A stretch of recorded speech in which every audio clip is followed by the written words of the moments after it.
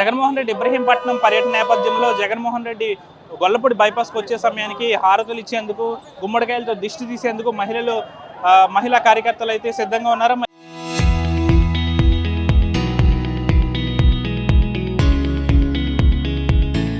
ఏం చెప్పాలనుకుంటున్నారు జగన్మోహన్ రెడ్డి పర్యటన దృష్ట్యా?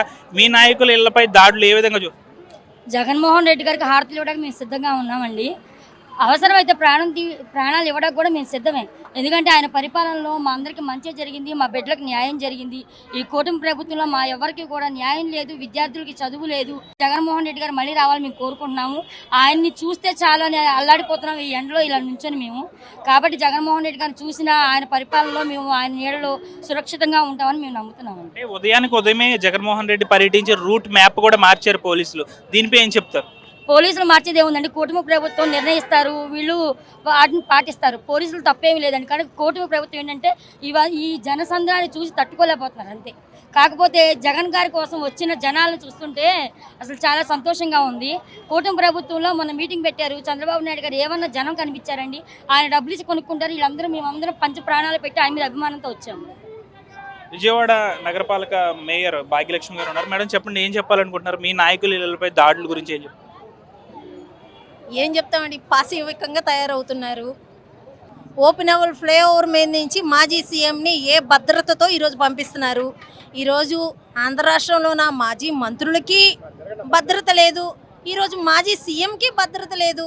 డీసీపీ ఏమవుతున్నాడు, సిపి ఏమవుతున్నారు. ఇంకా ఓపెన్ కాని ఫ్లైఓవర్ మీద ఒక మాజీ సీఎంని పంపిస్తున్నారంటే ఈ రాష్ట్రంలోన ఏ రకమైన పాలన, ఏ రకమైన దాష్టికమైన పాలన, ఏ రకమైన దరిద్రమైన పాలన కొనసాగుతుంది అన్నది ఒకసారి ప్రజలకు అర్థమవుతుంది. మాజీ మంత్రులకి మాజీ సీఎంకి ఈ రాష్ట్రంలో భద్రత ఇవ్వలేని పోలీసు వ్యవస్థ ఈ గవర్నమెంటా? ఇలాంటి ఒక గవర్నమెంట్, ఇలాంటి ఒక పోలీసు వ్యవస్థ ఇంకా ప్రజలకేమిస్తారు వీళ్ళు భద్రత? ఎంత ఆపాలన్నా వైఎస్ఆర్సీపీ పార్టీ నాయకులు కానీ కార్యకర్తలు కానీ ఆపే పని లేదు. ఈరోజు జగన్మోహన్ రెడ్డి గారి వెంట ఆంధ్ర రాష్ట్ర ప్రజలందరూ ఉన్నారు, అలాగే వైఎస్ఆర్సీపీ పార్టీ నాయకులు ఉన్నాము. మొన్న చూశారు గుంటూరులో ఆ అమ్మాయి మాధవి మళ్ళీ ఏ రకంగా మాట్లాడుతుందో మనం చూసాం. అంబటి రాంబాబు గారి మీద అన్ని గంటలు దాడి చేసినా ఇంకా అమ్మాయికి ఏదో సునకానందం ఇంకా పోయినట్లేదు. కొత్తగా ఎమ్మెల్యేగా అయ్యింది, పాపం ఆవిడకి అర్థం కావట్లా రేపటి పరిస్థితి ఏంటి అన్నది. ఆమెకి అర్థమయ్యేసరికి అంతా అయిపోతుంది. ఆమె ఏదో అనుకుంటుంది, మళ్ళీ మీరు తగ్గితే బాగుంటుంది, లేకపోతే ఇలాంటి రిపీట్ అవుద్ది అని అంటుంది. రిపీట్ అయితే ఆమె ఏమవుతుందో ఆమె విజ్ఞతకే వదిలేస్తున్నాము. రేపటి రోజున ఇలాంటి సంస్కృతిని మేము నేర్పిస్తున్నారు, మంచిదే. ప్రజా భద్రత దృష్ట్యా ట్రాఫిక్ మళ్లించేందుకే జగన్మోహన్ రెడ్డిని రూట్ మార్చామని పోలీసులు చెప్తున్నారు. దీనిపై ఏమంటారు? ఇక్కడ మీరు ఒక్కసారి లైవ్లో ప్రత్యక్షంగా చూస్తే ఇంత ఇదిగా ప్రజా భద్రత దృష్ట్యా సిపి గారు రూట్ మ్యాప్ మార్చారు అని చెప్తున్నారు. మరి హెవీ వెహికల్స్ ఎందుకు వస్తున్నాయి? హెవీ వెహికల్స్ దేనికి వస్తున్నాయి, దేనికి ఇటు పక్కకి మళ్ళిస్తున్నారు? ఆయన రూట్ మళ్ళించినప్పుడు వాస్తవంగా వెహికల్స్ కానీ బస్సులు కానీ ఇటు రాకూడదు కదా. ఏ రకంగా ఇక్కడ ఇంతమంది అభిమానులు ఆయన కోసం ఎదురు చూస్తూ ఉంటే మరి ఇక్కడ ఎక్కడైనా ప్రొటెక్షన్గా కనిపిస్తుందా మీకు వాతావరణం? వాళ్ళ కుటుంబాలని నాశనం చేయాలి, వాళ్ళ ఇళ్ళు ధ్వంసం చేయాలి అనేటటువంటి కాన్సెప్ట్లో మరి చాలామంది కూడా కొత్తగా ఎన్నికైన వాళ్ళు మరి అంటే కొత్త పిచ్చగాడు కొత్త పొద్దురగడు అనేటటువంటి సామెత ఒకటి ఉంటుంది. మరి ఆ లెక్కలో మరి వాళ్ళ నాయకుల మెప్పులు పొందేటటువంటి వ్యవహారంలో ఇష్టారాజ్యంగా ప్రవర్తిస్తూ ఉన్నారు.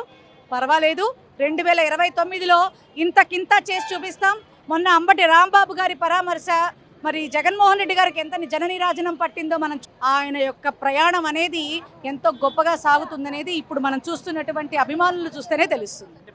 ఖచ్చితంగా 29లో మళ్ళీ ఆయనే రావాలని ప్రతి గుండె కూడా కొట్టుకుంటోంది.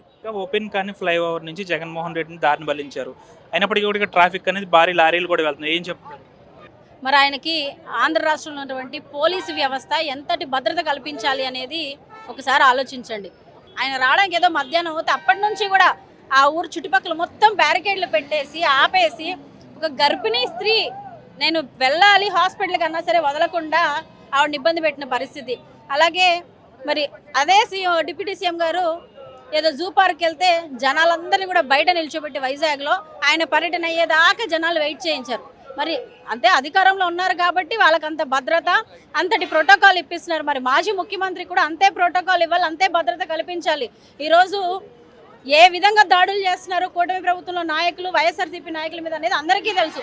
మరి ఇటువంటి దారుణమైన పరిస్థితుల్లో విపరీతమైనటువంటి హెవీ లోడెడ్ లారీలు వదులుతున్నారు. అన్ని విధాలుగా ఆటోలు, కార్లు అన్నీ వదిలేసి ఆయనని ఇబ్బంది పెట్టాలని మాత్రమే ఈరోజు వైఎస్ఆర్సీపీ నాయకులు ఇబ్బంది పెట్టాలి.